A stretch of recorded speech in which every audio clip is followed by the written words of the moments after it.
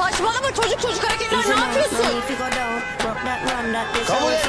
Senin sen yapan şeyler beni tanımana engel oluyor sadece. Hayır. Kabul et. Aldın da gelsene. Hayır, yok öyle bir şey. Sen bilirsin. Merhaba arkadaşlar, yepyeni haberlerle karşınızdayız.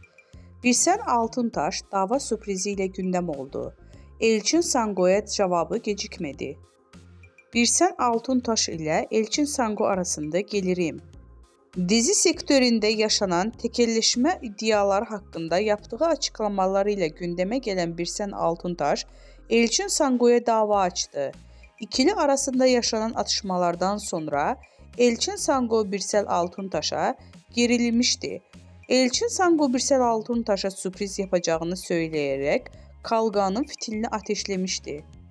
Daha sonra belgelerle konuşan Elçin Sango bu durum üzerine iki sürpriz daha yaptı. Sosyal medya hesabından Altuntaş'a dava açtığını duyurdu. Birsen Altuntaş'tan cevap.